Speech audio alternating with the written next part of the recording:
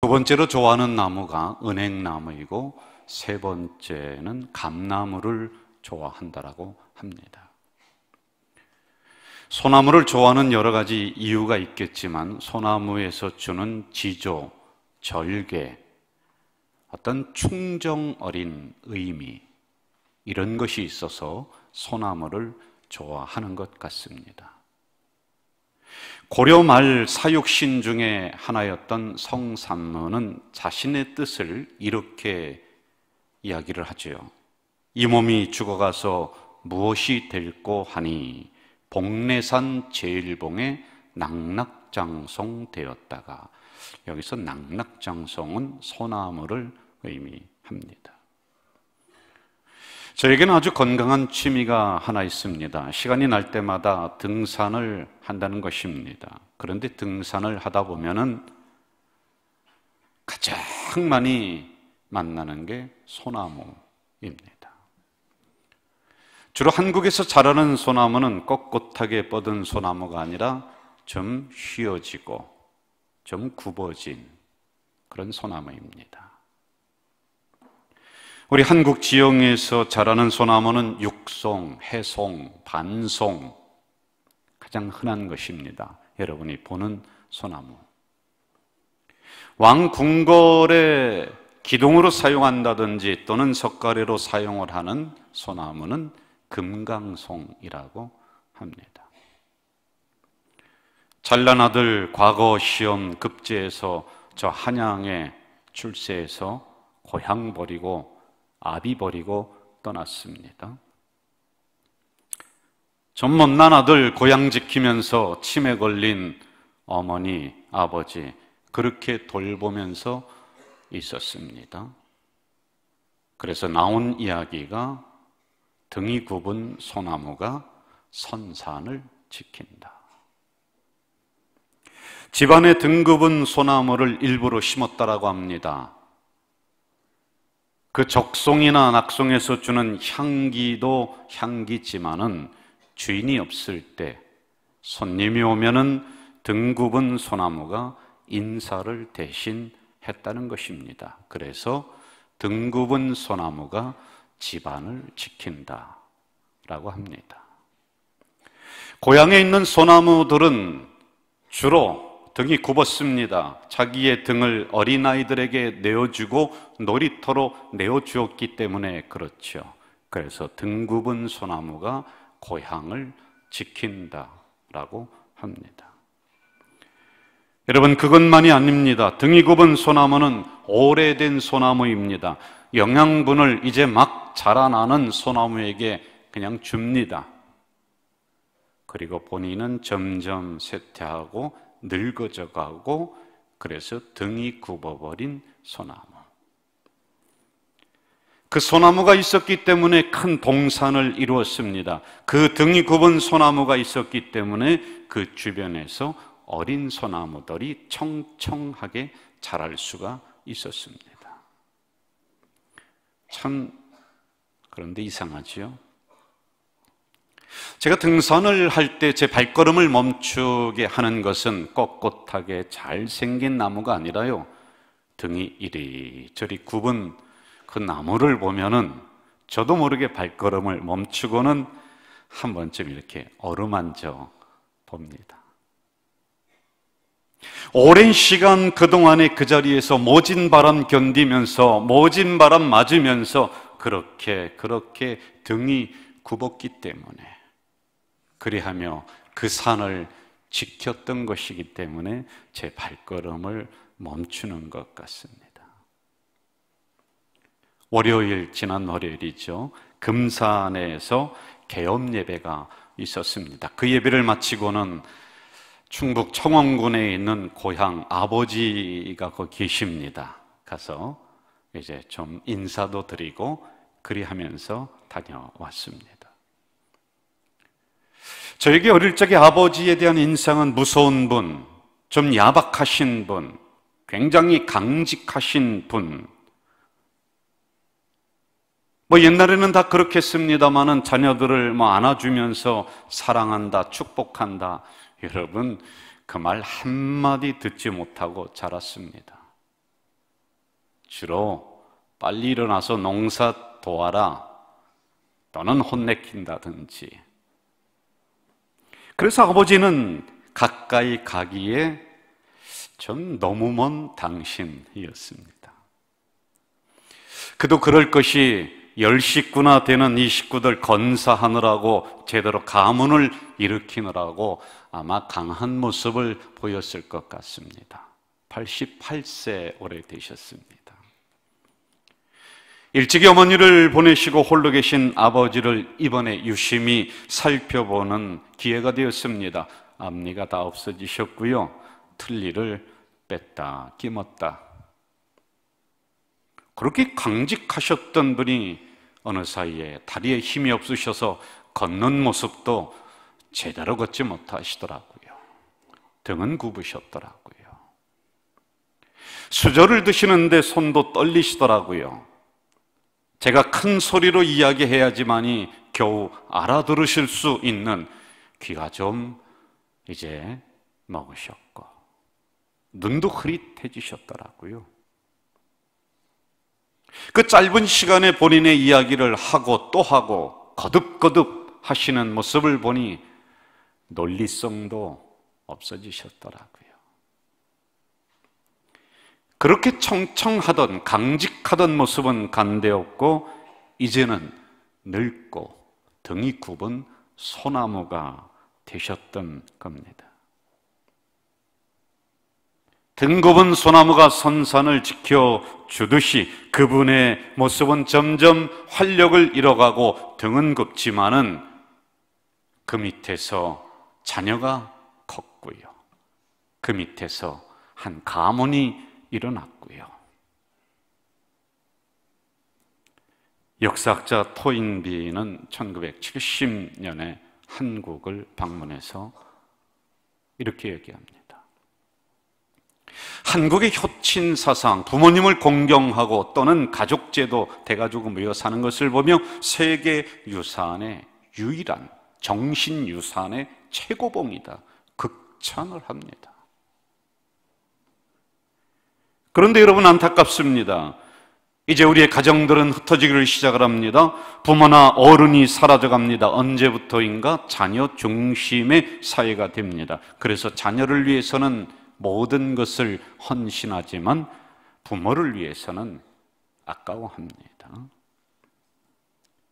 사회적인 현상도 어른이나 노인들은 점점 뒤로 밀려나는 그런 사회가 이미 되었습니다.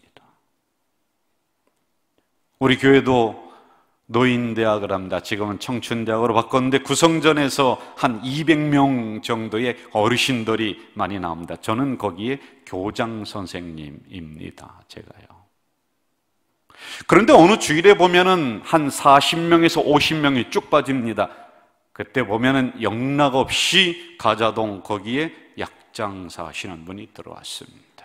가지 마세요. 별것 없습니다. 그래도 죽으라고 가십니다. 그리고 나오실 때는 40만 원, 50만 원짜리 건강식품을 하나씩 다 사가지고 나오십니다. 그동안 고생하면서 자녀를 키웠습니다. 가정을 일으켰습니다. 그래서 이제는 등굽은 소나무가 되었는데 인정을 안 해주는 거예요. 그런데 거기만 가면은 안아주고 이야기 들어주고 인정해 주니까 죽으라고 가십니다. 제가 전략을 바꿨습니다. 이름도 청춘대학으로 바꾸고요, 목사인 제가 앞에서 연설을 합니다. 설교하는 것이 아니라 청춘대학 할 때 연설을 합니다. 예수 믿어 소리 안 합니다. 하나님 소리 안 합니다. 앞에 있는 우리 할머니를 보고 아이고 숙자씨 오늘 나오셨습니까? 그러면 얼마나 좋아하시는지요. 제가 춤도 추고 웃겨드리고 안아드리고 인정해드립니다. 연설 들으시면서 그분들이 우시고요, 연설 끝나면은 목사님 고맙습니다 10,000원씩 가져오는 할머니들도 있습니다. 뭐 사잡수시라고요. 얼마 전에 SBS에서 이런 프로그램을 한 적이 있습니다. SBS 스페셜 아저씨, 어쩌다 보니 개저씨. 여러분, 이게 무슨 이야기냐 하면요, 중년 되시는, 이제 막 중년을 벗어나서 50대, 60대로 가면서 소외된다는 거예요. 그동안 죽으라고 가정을 위해서 일했습니다. 자녀를 위해서 등이 굽어라 일했습니다. 그런데 가정은 안정되었고 집안은 괜찮아졌는데 집에 들어왔더니 개저씨로 서서히 밀려나고 인정받지 못하는 중년, 그 윗세대를 조명한 프로그램이었습니다. 여러분, 안타까운 일이지만은 이것이 오늘의 현실입니다. 여기 계신 우리 젊은 세대 분들도 별 수 없습니다. 시간 지나면 입 빠져서 틀리하실 거고요, 수저 드실 때 손 떠실 겁니다. 그리고 논리성도 없어지실 겁니다. 행동 어눌해지실 겁니다. 지금은 청청하지만은 머지않아 등이 굽은 소나무가 될 가능성이 많습니다. 그러므로 등 굽은 소나무 대신 어른들을 무시하면 안 됩니다. 그런 어른들이 없었다면 오늘날의 작은 소나무들이 큰 동산을 이루지 못했습니다. 등 굽은 소나무가 없으셨다면 여러분의 가문은 존재하지 않습니다. 등 굽은 어르신들이 우리 교회에 없으셨다면 우리 교회는 이런 아름다운 영적 동산이 될 수 없습니다. 제가 우리 교회 어르신들을 대할 때는 손을 꼭 잡고 참 극진하게 제가 마음으로 이렇게 대합니다. 그분들은 점점 힘이 빠져가는 게 사실입니다.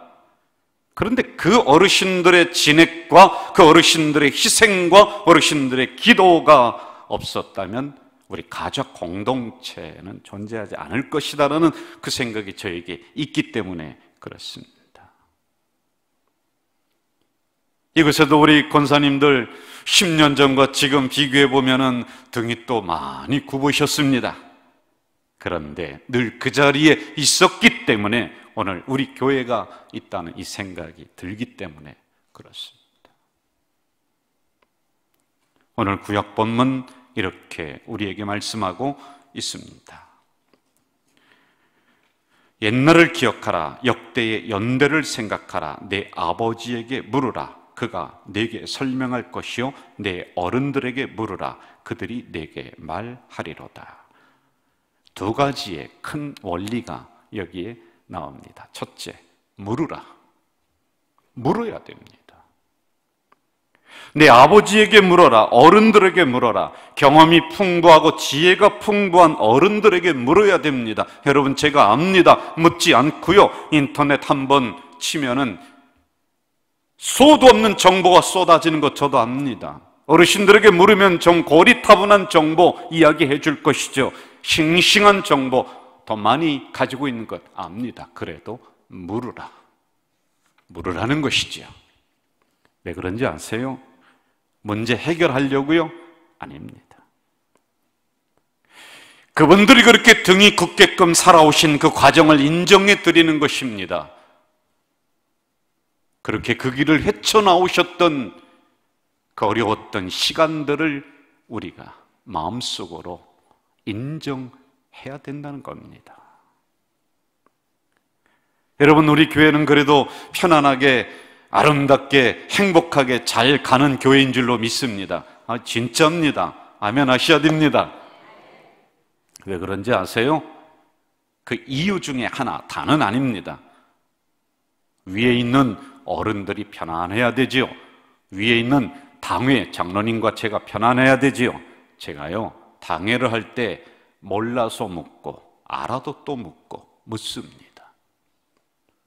지금까지 단 한 번도 야, 우리 목사님 무식하게 저것도 모른다 그런 이야기 한 번도 안 하시고요, 제가 물으니까 우리 장로님들 다 좋아하시면서 친절하게 답해드리고, 그러니 교회가 편안한 것입니다. 마틴 루터는 대요리문답에서 네 종류의 부모가 있다라고 합니다. 나를 낳아주신 부모, 그리고 영적인 부모, 오늘의 목회자입니다. 그래서 캐톨릭에서는 저희들을 Father라고 합니다. 나를 가르쳐준 스승, 사부라고 하죠. 그리고 왕을 부모라고 이야기합니다. 여러분, 낳아주신 부모에게 등급 없다고 무시하지 말고 여쭈어야 됩니다. 물어야 됩니다. 없으시다고요? 그러면은 인생을 가르쳐준 사부에게 길을 물어야 됩니다. 주변에 없으시다고요? 그렇다면 영적인 부모에게 물으셔야 됩니다. 알으셔도 또 물으셔야 됩니다. 등급은 소나무라고 무시하지 마십시오. 그분들에게 지혜를 배워야 되고 인생의 거친 길을 어떻게 걸어가는지를 우리가 묻고 또 묻고 물어야 됩니다. 두 번째 원리가 나옵니다. 답하라. 물었으면 답을 해줘야 되겠죠. 그가 내게 설명할 것이, 여기서 그는 어른들입니다. 그들이 내게 말하리로다. 그들은 어른들입니다. 제가 여러분 장례를 치르면서 상주들에게 이런 이야기를 합니다. 아버지 유언을, 어머니의 유언을 들으셨어요? 그럼 그거 못 들어서 너무 가슴 아프다. 제가 이야기를 합니다. 아닙니다. 어머님이 80평생을 살아오신 그 길이 유언이십니다. 아버지가 부지런하게 자녀들 먹이시고 입히셨다. 그것이 바로 유언입니다. 그 삶 자체가 유언이라고 하는 것이지요. 교육학에 보면 역할 모형이라고 하는 것이 있습니다. 특별하게 가르쳐주지 않아도 선생님이 그렇게 한다. 학생들이 보고 배웁니다. 그냥 부모가 올바로 살아간다. 그러면 그것이 자녀들에게 영향을 주는 역할 모형. 자녀들 책상에 앉혀놓고 젊은 세대들, 우리 어르신들 교회에서 앉혀놓고 하나하나 교과서 가지고 가르치라는 것이 아니라 그냥 장로님들이 살아오신 그 삶이 답이십니다. 또 가르쳐줘야 되겠죠.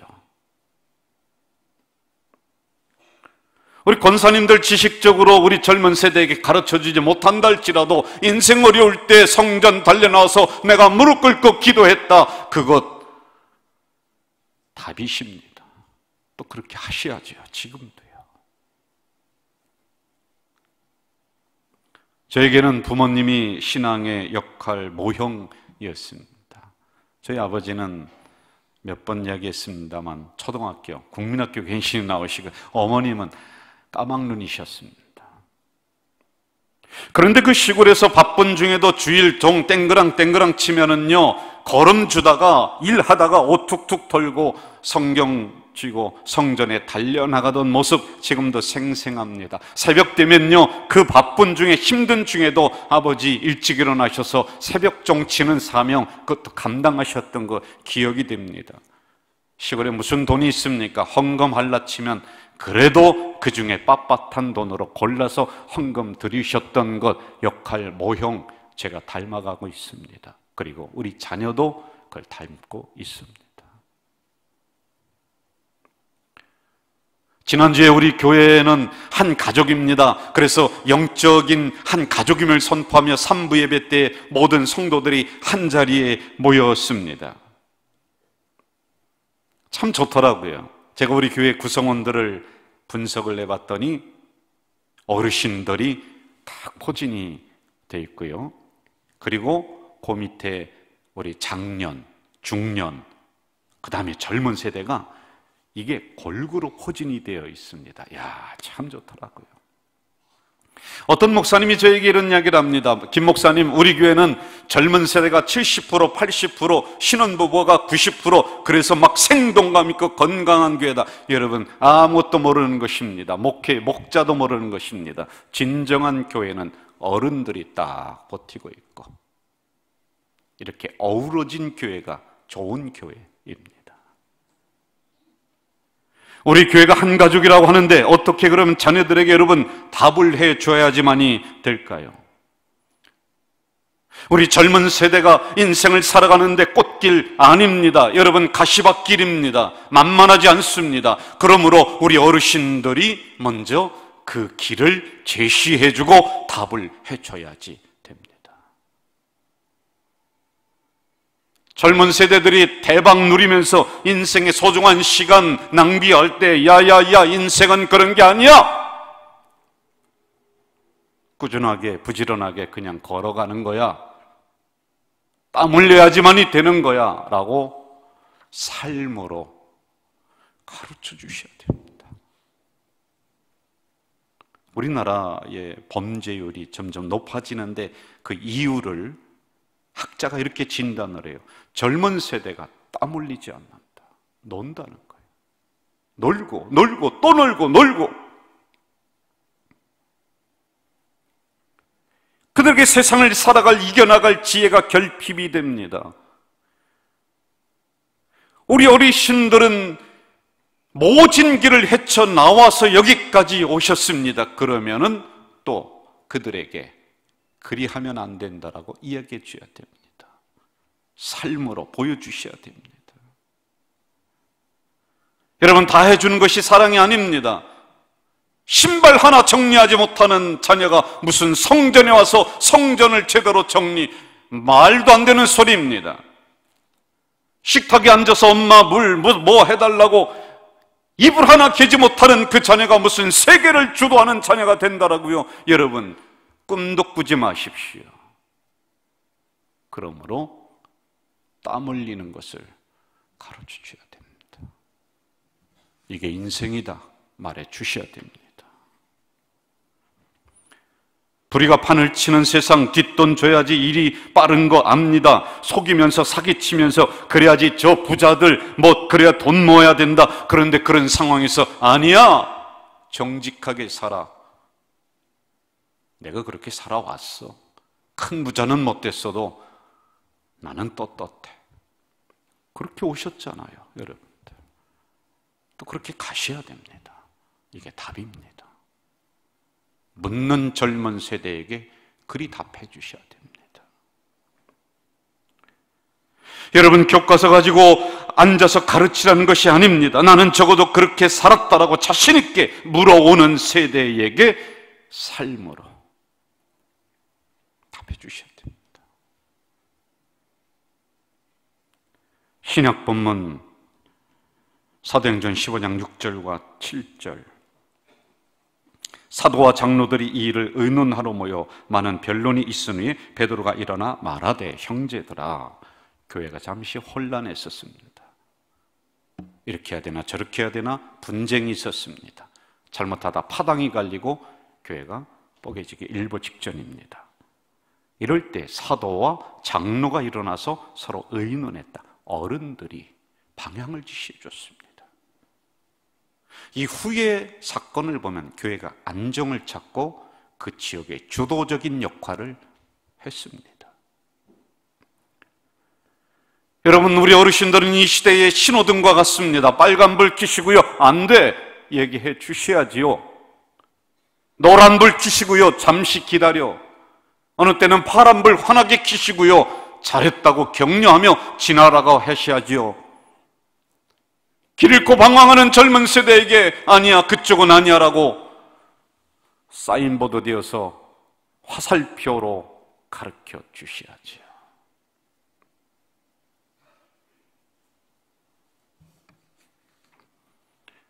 나라의 지도자들이 잘못되면은 큰 소리 치면서 말씀 많이 하십니다. 좋습니다. 그러나 진정 교회 어른들은 교회 젊은 세대 자녀들 바라보면서 내 새끼 아니라고 뒷짐짓고 고개 돌리지 마시고요. 강 건너 불 구경하듯이 하지 마시고요. 신호등 켜주셔야 됩니다.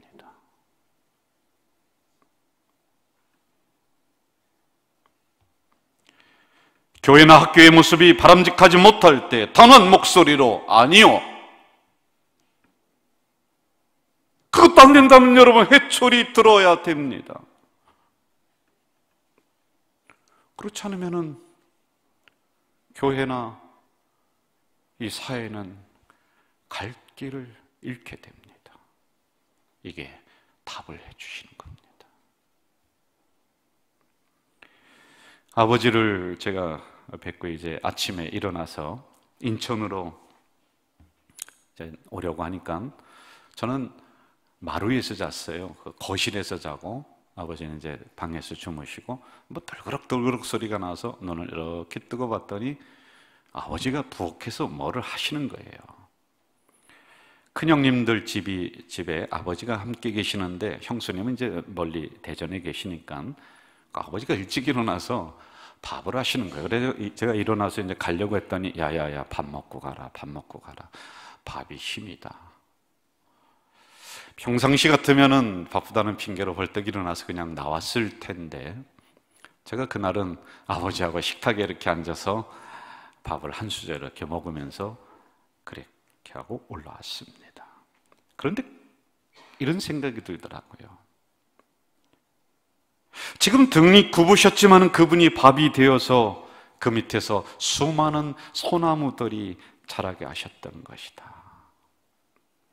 이내 큰 동산이 되었습니다. 그러는 사이에 저희 아버지는 등이 굽으셨습니다.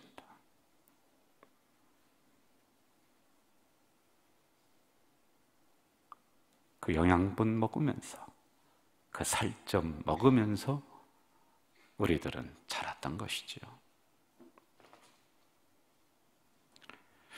몇 주 전에 우리 교회 원로 장로님이신 손세윤 장로님, 유종호 장로님 제 방으로 모셔서 제가 맛있는 차 한 잔을 대접해 드렸습니다. 그분들의 제가 손을 이렇게 잡으면서 장로님 14, 15년 전에 생각나시죠?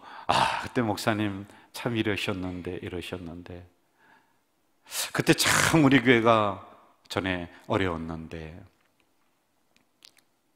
그러면서 여기까지 오셨던 그 이야기를 하셨습니다. 그 시절 그 힘든 때 지키느라고 그분들의 등은 굽으셨습니다. 그러는 사이 우리는 기도 먹으면서 그 희생 먹으면서 우리 교회는 이렇게 큰 동산이 되었습니다. 여러분, 가정 건사하느라 등 굽은 소나무처럼 되신 부모님 계시다면, 아니 혹시 그런 부모님 먼저 하늘나라에 가셨다면 그분을 기억하면서 고맙습니다, 그리고 미안합니다 인사하셔야 됩니다. 교회 건강하게 만드느라 등이 굽어버린 어르신들 보시골라 고맙습니다, 그리고 미안합니다 인사하셔야 됩니다. 하나님 아버지, 총회에서 제정한 어버이 주일이라고 해서 이날만 우리가 근본 생각하는 것이 아니라 우리 교회는 효를 다하는 교회입니다. 어느 사이 가정 건사하느라 자녀들 키우느라 등이 굽어버렸습니다. 교회 건강하게 만드느라 등이 굽어버렸습니다. 등 굽은 소나무가 교회 지키고 가정을 지키고 선산을 지키듯이 소중하게 생각하며 그분들의 살아온 족적을 따라가며 닮는 우리가 되도록 도와주시옵소서. 예수님의 이름으로 기도하옵나이다. 아멘.